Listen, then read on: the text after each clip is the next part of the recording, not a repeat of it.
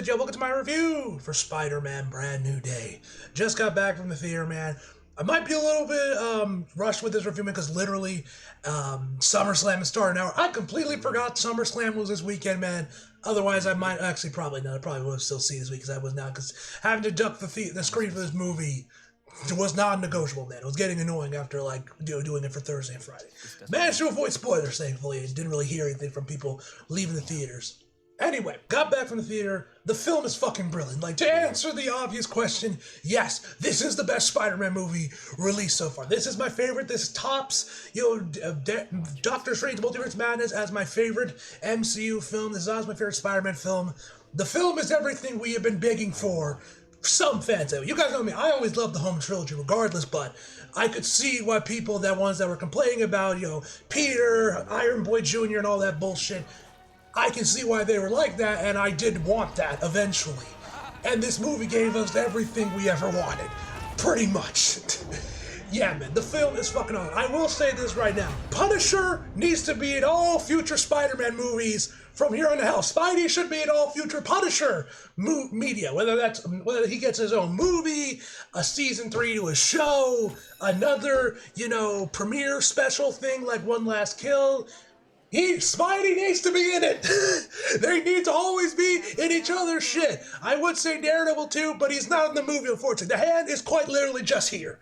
I thought with the Hand being here, that meant that Spidey was in it. That means Daredevil was in, because why else would Spidey find the Hand? Why are they even here? He has no connection to them, but they are just quite literally just here. Maybe Dennis just wanted to use the Hand because he does some really cool shit with them, to be fair. Maybe he just wanted to use them. I don't know. We don't even see Frank fighting the Hand. They're literally just here. Which is kind of surprising. Like I said, I thought that was a dead giveaway that Daredevil was just being hidden from the trailers. He's literally not in the movie, which was shocking because I thought we were going to see it. And finally get Spidey and Daredevil, crossover. But I guess not. Maybe we'll get in Daredevil Born Again season 3 or something. Probably not, but who knows. But anyway, guys, but yeah. So, we'll obviously talk more about Punisher in the spoiler discussion of this review, man. Now, before we jump right in, let's address the elephant in the room. Sadie, if I'm saying her name right, Sadie Sink. The mystery casting that everyone has been theorizing is Jean, is not Jean. Who is she? I will answer this question. If you guys don't want to know and you want to go in completely spoiler-free, skip ahead. This is the only time I'm going to mention this in the spoiler-free part of this review. In the spoiler discussion, we'll also go in all. Is she, so if you guys don't want to know what her actual role is, skip ahead a little bit. Is she Jean? Yes. Now, let us move on. So, the movie stars, of course, Tom Holland, get all the place. Movie is directed by Dennis Daniel Craig, and of course stars Sandy, as I said, Tom Holland, Zendaya, Jacob Batalon, if I pronounce his name right, John Bernthal, Michael Mando, which is great to see him finally, a Scorpion, took him long enough, Mark Ruffalo, and many more. And the plot of Brand New Day is Peter Parker devotes his life to protecting New York City as a full-time Spider-Man, but as the demands on him intensify, the pressure sparks a surprise physical evolution that threatens his existence, even as a strange new pattern of crime gets rise to one of the most powerful threats he's ever faced. Now, there's a lot with this movie that I just can't talk about. It's because there is a lot in this movie that obviously has big connotations to the future of the MCU. There's a lot, honestly. Way more than I thought there was going to be. There was other thing with Sandy, which I figured might lead to something. Spidey's way more connected to that than I initially ever thought he would be connected to that. We'll obviously go more in deep in that in the spoiler discussion. But Tom is fucking brilliant. This is easily his best performance of Spidey. You want Peter to suffer? You want Peter to be miserable? Tom gives you miserable Peter, because fuck me, he is. Also, we never actually learn what her boyfriend's name is. You guys remember the trailers? We saw him in the trailers, and a lot of people thinking like, oh my god, it's Paul. We never actually learned his name, so we don't know if it's Paul. Though, surprisingly, like, 2 other Spider-Man characters seemingly make cameos. One of them definitely, the other one is a maybe. We'll see if that leads anywhere, man. Like I said, there is a lot to this movie than I initially thought there was going to be. The spoiler sketch is going to be a meaty one. It's going to be a meaty one. Anyway. He is fucking brilliant. You want a miserable Peter, the movie gives you miserable Peter, man, and Tom plays it brilliantly, man, especially in the scenes with MJ, man. This shit looks like it's ripped right out of a comic. This is like Spider-Man 2 all over again. Seriously, man.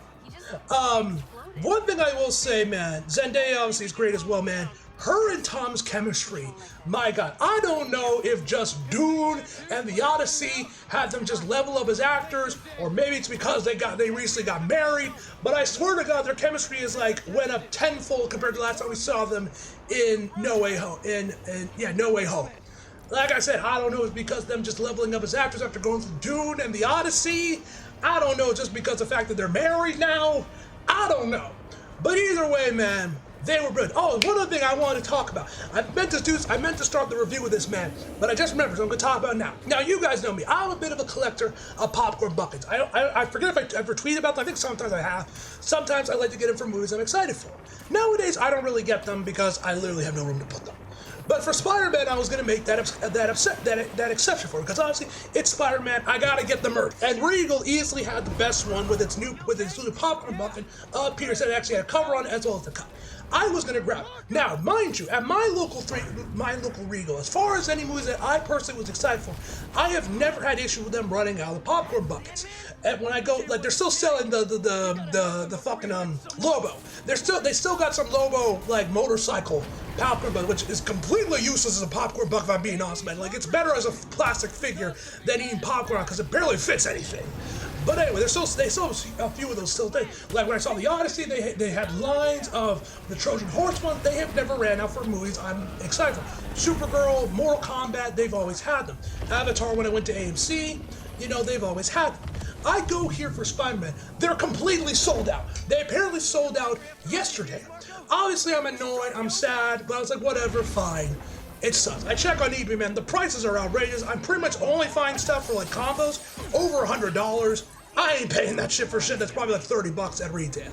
Hopefully, if I just wait long enough, the scalpers will drop their prices to get rid of it, and then I can snag one then. Because I still want it. Anyway, but then, while I'm waiting, because I came in about an hour early like I usually do, and for some reasons, for Spider-Man in particular, man, I noticed when I was working there, it's like actually at the time where it says it ends is actually, because more times than not, whenever I look at the schedule for the screenings, man, at least at Hookie, they always leave like a couple minutes before when they're actually supposed to end. For Spider-Man, it's like the one time they're actually it actually ends on the dot. If not, goes a little bit past that, because the credits or whatever. But yes, there was a post-credit. Surprisingly not as big as I thought it was going to be. It's really just glorified, hey, Spidey's going to be in Doomsday, or possibly Secret Wars. We'll talk a little bit about it in the sports discussion, but that's about it. I was kind of surprised. I figured there was going to be something more.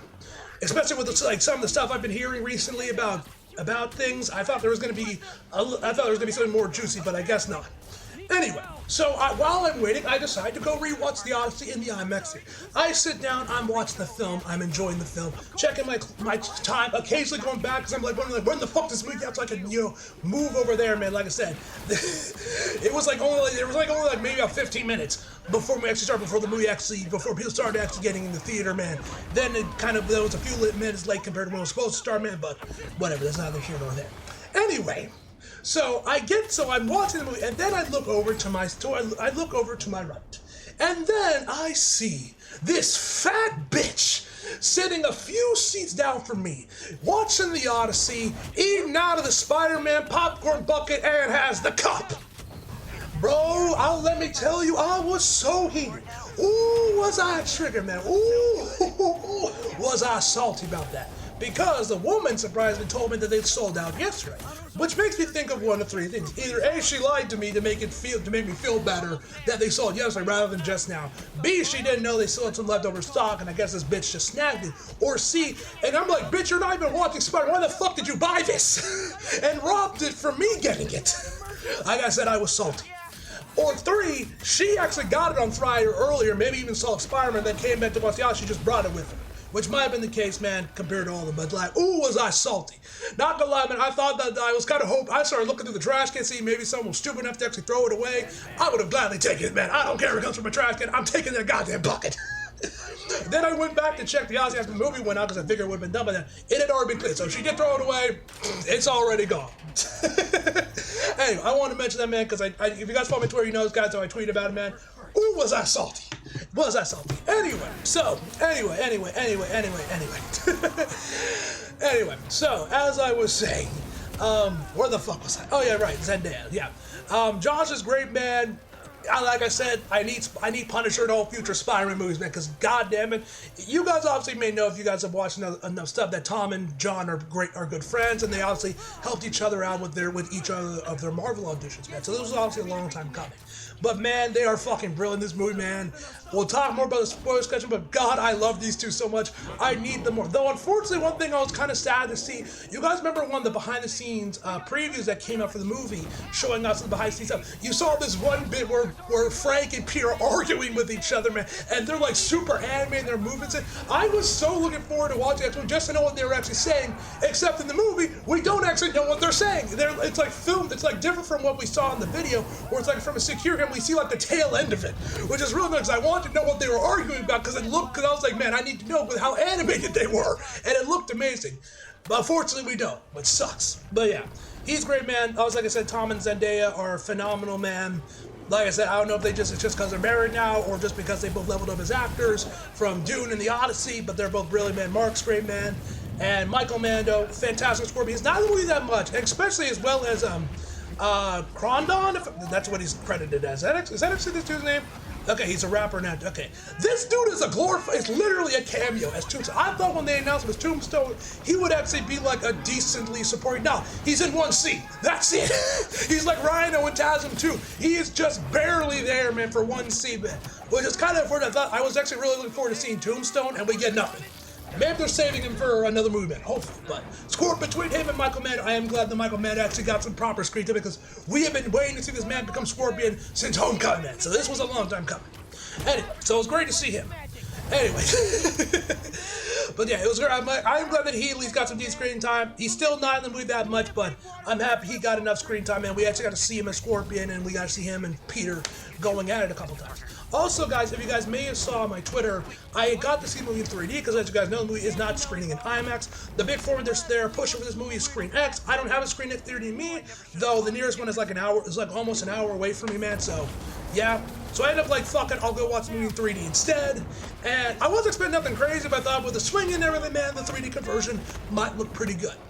Honestly, man, the 3D conversion is decent, I would say. There were definitely scenes where it really shines, like some of the swinging sets look great, but it wasn't as cool or as immersive as I was expecting it to be for the 3D. The 3D definitely does a lot more with depth and compared to shit popping on screen. It does more. There's definitely a lot more you see of depth rather than shit popping on screen. There's a couple of that, but depth seems to be the main thing they focus on with this 3D conversion. And like I said, there's a couple scenes that between where they're really shiny.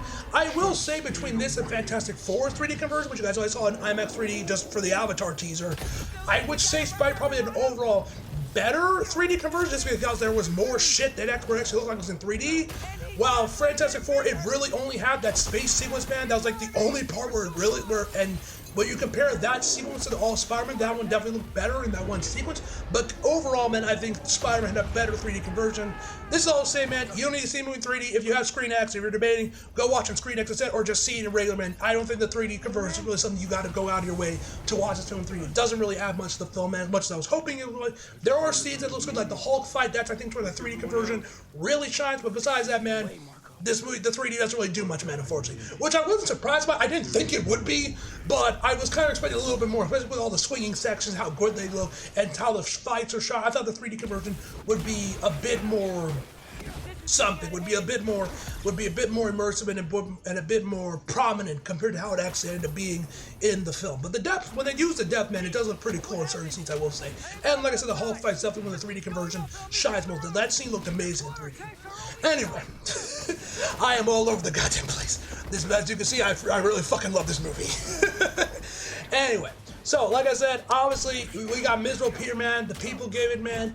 We got it, and we get to see it here, man. We see Peter getting washed, and yeah, it's awesome, man. I also did think that I saw this on Twitter like a couple days ago, where they had actually announced that the AI that Peter is working with was actually voiced by Naomi something. She was the woman that he did The Impossible with, which you guys know is one of Tom's first ever movies, if not his first ever movie he actually did. What was her name?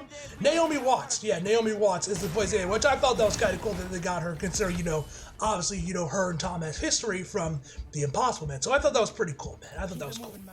But yeah, I like what they did with the AI stuff, man. Obviously, Peter being a loner and then learn to actually, to not be a loner and, start to connect more with people, man. I really liked what they did with MJ. And especially, like I said, you want Miserable Peter? The movie gives you Miserable Peter, man. Especially in certain scenes with MJ. Ooh. Man, it hurts, man. But yeah, like I said, him and Tom Tom and Zendaya had amazing chemistry in this film, man. Like 10 full times as great as they already were from the previous film. Anyway, I am all over the goddamn place. The fight scenes, the fights choreography in general, man, looks amazing. And like I mentioned before, Dennis does some really cool shit with the hand where they're like jumping off of each other, man. But there is some cool shit, and I hope this transfers over to Daredevil Born Again Season 3, or whenever we see the hand appear back with Daredevil, man, because they do some really cool shit for this movie, man. And I really hope we get to see more of that in Daredevil when, the hand is actually with the character that they're associated with.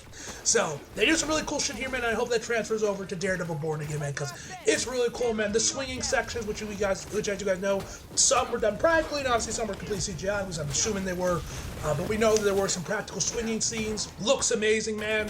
Like, so many of them look incredible, man. Like, I wouldn't say it's TASM 2 good. We still haven't gotten to that quality, but it's damn close to TASM 2 quality in terms of the swinging sections, man. It's almost there. It's not quite there, but it's getting there, man. The swinging's awesome, man. I think besides that, there's a lot of other things I want to talk about, but I really can't get into spoilers. For negatives, man, I will say one, like I said, I wish we had got to hear what Frank and Peter were arguing about, which we saw in the behind-the-scenes footage, but like I said, we don't get to see it in the movies. It's like shot from security cam footage. I really would love to know what they were arguing about, what they were saying, man, because it looked very intense. I just wanted to know what they were arguing, because they have such great chemistry, man. John and Tom are so well together. Like I said, I need Punisher in all future Spider-Man movies from here on out. Whenever Spidey's somewhere, Frank needs to be there with him, man. He needs to be there. Anyway, so that I also do kind of wish this isn't the college, trilogy like Will Levis we're hoping for. Like, Peter isn't actually in college. It seems like he just, snuck into ESU just to talk to Bruce Banner. They'll give in certain character that appears here, man, as an Easter egg. Maybe we might see that and how other things will lead, and after the ending of it being like, Peter actually learning to open up and not be so isolated in the film, man, and try to learn and try to have and find connections with people. Maybe we can get that in the sequel, man. The next movie, that's when we'll finally get to see the college years of Spider-Man, man. I don't know, but I wish we did get to see that a little bit. I do wish we got to see some college era. We got to see Harry and Gwen. Though, like I said, we get to see some other characters, and maybe one of them appear in a cameo. Don't know. Might be just me grasping at straw because of the hair color. I don't know. But it was interesting. But yeah, that's about it, man. Like, this movie's fucking incredible. This movie's fucking perfect. This is the Spider-Man movie we have all been begging for the MCU. Pretty much in Tonka. If you were someone that hated the home trilogy, you will love this movie. I don't know if High Top said anything yet. He hasn't tweeted, like he said he was watching with and never tweeted again. At least last time I checked. I haven't checked. But yeah, if you didn't like the home trilogy because you felt they were too close to the MCU and it wasn't Spider-Man being Spidey, this movie, Tom has heard your cries and gave you what you wanted. And it is fucking beautiful. Also, I thought it was funny. Tom sneaks in his alcohol-free beer brand in there, as a product placement in the movie. I thought that was I was like, Tom, you sneaky. Just throwing it, like, Peter doesn't, like, nobody actually grabs it, but it's there, and I thought it was funny. I immediately noticed it, man, and it got a chuckle out of me that Tom put that in there. Hey, man, again, you want to shill your shit, man? Hey, do what you gotta do, man. But yeah, man. Final verdict, 10 out of fucking 10. As always, I'm not getting spoiled discussion, so if you guys do not want to get spoiled, leave. For everyone else, let's get in. Okay, Spider-Man has become the most important character to the MCU. Has become the most important character in the MCU to the X-Men with this movie. Like, obviously, this movie really serves as a backdoor pilot for the X-Men because obviously you got Jean there, man. I saw some tweets that I immediately, I saw some that apparently, Emma and Rogue have been casted, which made me think the post-credits scene was going to show them off. They're not. Expect there's like this one scene. It's like a blink and you miss it moment where Peter swings into a bus and you see a woman in there with white hair and black and dark hair in the back. At first, it's blink and you miss, man. I'm kind of surprised I caught it. And I saw, I was like, wait, I was like, is that Rogue? Because I was like, is that Rogue? And like I said, I saw some tweets saying that like her and Emma had been cast apparently. I don't know if that's been confirmed or not, or it's just rumors. Because like I said, I don't want to know. You know, avoiding spoilers. But we see her, man. Like Emma doesn't seem to appear in the movie at all. That's Jean's sister, which I don't know if they're like that in the comics. That especially given Emma and Jean have very deep history. Have a very tenured history with Cyclops. It'd be weird they were both sisters pining for the same man. But so I don't know if that's supposed to be Emma and she has died, but she isn't actually dead yet. I don't know if that's meant to be Emma Frost actually, and they're now being sisters, or they were sisters in the comics. I don't know. Jean is fucking cold-blooded in this movie, man. And I don't know, like, it's just based off a comic. I'm genuinely curious because Jean is cold-blooded in this movie, man, with some of the shit she does to Peter, man. Like, goddamn woman. Anyway, as I was saying, Peter has become the most important character in the X-Men, the MCU, with this movie. And that is because he basically creates the inhibitor collars that we know from the X-Men comics that they use when they get caught by like Sentinels and whatnot, man. He basically makes those when he makes one for himself because of his mutation to reset his reading so that he's more human inspired, because he's also trying to repress his, these anomalies where like his senses are getting enhanced, the black eye thing, organic webbing, etc., etc., etc. He makes that for himself, and obviously makes a universal one for Gwen, or not, I don't know why I keep saying Gwen, for Jean, so obviously she's like, mind-jumping people, and obviously wants to take out damage control, which obviously is bad, until Peter learns the full story that they kidnapped her sister and, seemingly killed her, unless her sister is actually Emma Frost, and like I said, they're sisters now. I don't know. I don't know. But anyway, and like the movie kind of like almost beats you over the head with this, like, hey, this is the inhibitor collars, or what will become the inhibitor collars, and we kind of beat you over the head with it, saying like, what if like you are going against nature? What if these anomalies are meant to be expressed? These mutations are meant to be expressed. Like they low-key beat you over the head with like, hey, this is important. like these will become the inhibitor collars in X-Men. So I'm very curious what this is going to lead when the X-Men finally come out, and we get to see Stryker, the other guys. I'm slipping on their names from the X-Men comics, and humans that are they're anti-mutant, when they do eventually make the inhibitor collars, or damage control becomes them, and we see them become the inhibitor collars, I'm curious how that's going to lead with Spider-Man for future movies for either him or the X-Men, if there's going to be some beef between them because he seemingly made these things, trying to do it for himself, but obviously it kind of started the chain reaction. So I'm very curious to see where this is going to go with X-Men when the X-Men get fully introduced, man, because Spidey making being the one to invent the inhibitor collars is definitely a choice, man. I'm very excited, intrigued to see where this goes. Now, another thing we get with this movie, man, is that once we also get some other big Easter eggs, man. One, like I mentioned before, we have seemingly Rogue has a cameo in here, man, or someone looks at Rogue, and we also get to see Sydney Moon. Because Sydney, and she's one of the people in Dr. Banner's class where we see him and she asks him a question, which makes me wonder that either A, we're actually going to see Spidey in his college years, man. We'll get to see maybe him with Sydney a little bit. Maybe we'll see her become Silk, or B, this is just an Easter egg for fans and nothing more. I kind of hope at least something we do get to see Silk, because you guys remember she was going to get a TV show along with Spider-Noir, but that got canceled. So, who knows? I would love to see Silk in the MCU. I enjoy me some Silk, so I would not be against seeing Silk in the MCU. That would be cool, but we'll have to wait and see if that goes anywhere, man. Like I said, I'm more intrigued about the X-Men connection, man, than anything, man, because I did not expect this movie would be so connected to the X-Men, and Spidey himself would be so connected to the X-Men in the MCU with the inhibitor collars. So I'm very excited to see where this is going to go in the future. Anyway, like I said, we got her, we have Ro. There's also this blonde chick we see a couple times, that we see, that I'm like one girl that's like, hey, we're neighbors, that I'm questioning is secretly Gwen. I don't know, we never know her name, but maybe they're setting up Gwen because the movie ends, and as you see with Spider-Man, you know, the whole thing with No Way Home, how it ended, was Peter was going to tell MJ how the letter, give her the letter, tell her how he feels, and, you know, they'll be back together. Peter doesn't do that, and now it's been like 4 years or so since that movie, and they're all in their senior years at MIT, while Peter's obviously, you know, been doing Spider-Man. Also, love the look of his hideout that he's got. Like, his place he's got now with all the computers and the 3D printer and shit, man, it looks fucking cool. Anyway, as I was saying, Peter, eventually MJ finds a letter while she's away, while she's chilling at Punisher's hideout, man, which of course he has booby-trapped. She finds the letter and reads it herself and says, hey, I want to talk to Peter.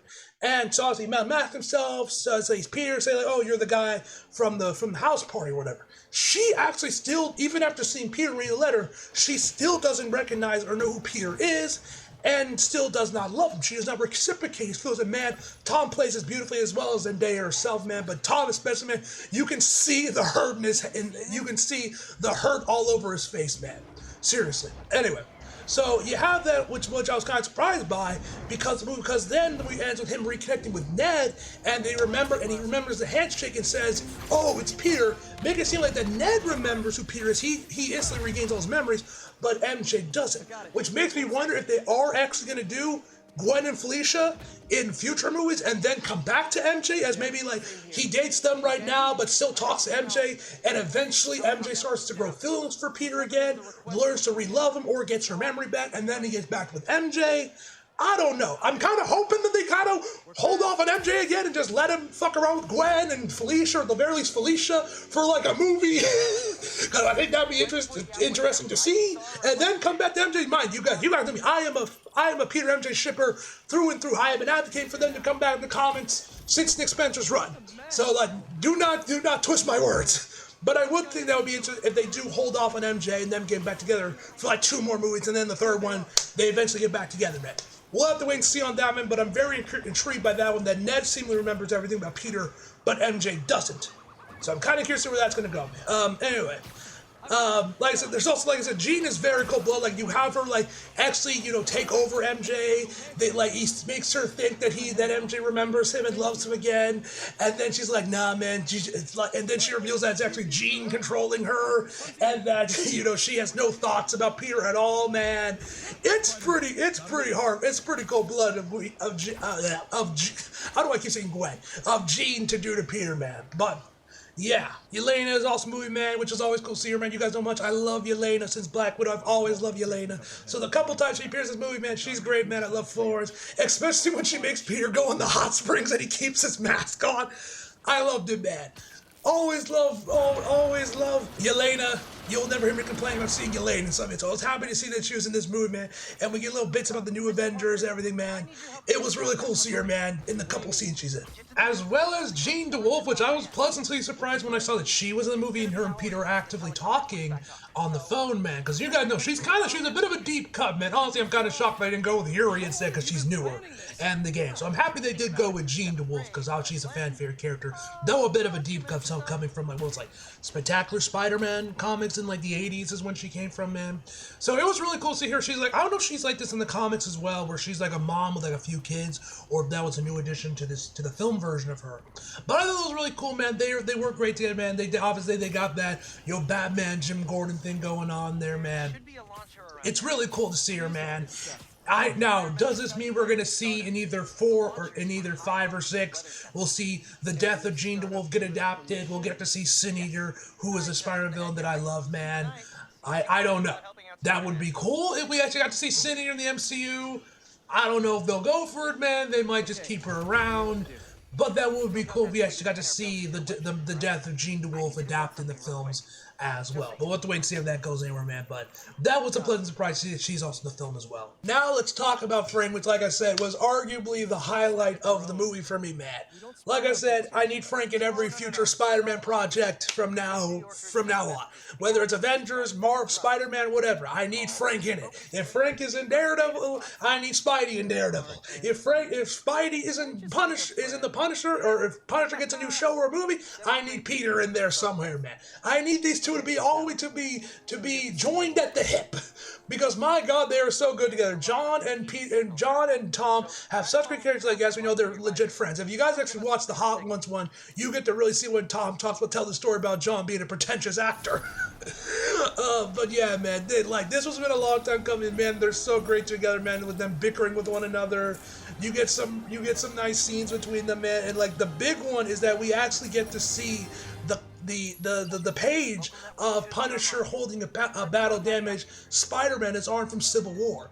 We actually get to see it, and my God, it looks amazing. Like, I was shocked when we saw it, because honestly, I did not think we would ever gonna get this shot, because, you know, we are long past Civil War and the Iron Spider suit. I didn't think we would ever actually get to see this, but we do, and it's fucking awesome, man. And we get to see, like, their connections start to grow, and, like, Frank cries for Peter, man. He's, like, sitting by his bedside when he accidentally shoots him, man. Oh my God. And, like, when we see him at the hideout, when, like, Peter activates all his traps and everything, man, and, like, even him and Peter are bickering with MJ, man.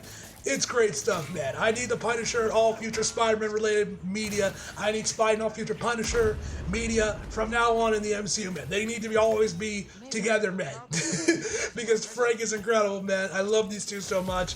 And yeah, man, like, oh my God, I love it when Peter gets out. Frank puts on the Spider-Man costume and just starts, acting up for the fans and be like, yeah. He's like, well, he's just like, oh. Oh my God, it's so awesome, man. I love these moments, man. And I did like the little moment where we get to see Frank in this, like, bunker in this warehouse.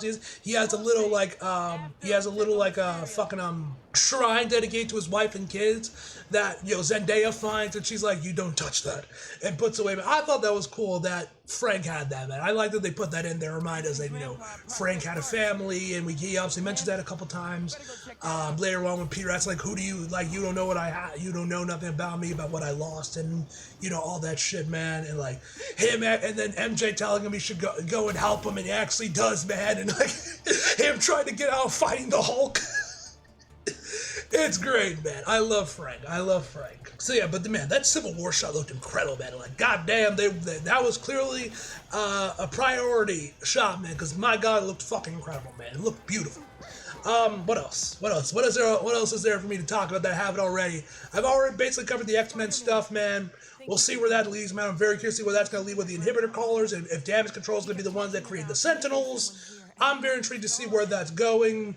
And like I said, I was kind of hoping we would see Daredevil with Peter's mutation. I thought he would, like, go to Daredevil to like because obviously of his radar sense to, like, zone in on his thing, so he's not overwhelmed by all this sensory information. But like I said, it doesn't happen. Peter just kind of learns it on his own, man. Which I feel like was a massive missed opportunity to not have Daredevil in this movie, man. I don't know if there's some. No, there actually should be, because it was a No Way Home, so there shouldn't be any, like, rights issues with Daredevil not being in it. But whatever. Anyway, so yeah. Let's talk about the post-credits, which, like I said, wasn't much. Like I said, I was expecting something a little bit more meaty, because, like I said, there seemingly has been confirmations about X-Men castings at this point, man. But like I said, I avoid them. I didn't know, so I was like, okay, I guess maybe there's some, like, X-Men casting, and maybe we see some more X-Men characters at the end of the movie, and that leads into, the X-Men. Seemingly not. Instead, what we get is just a spider tracker, looking for Peter's location, and then randomly goes somewhere outer space, showing where his new location is and saying Spider-Man will return.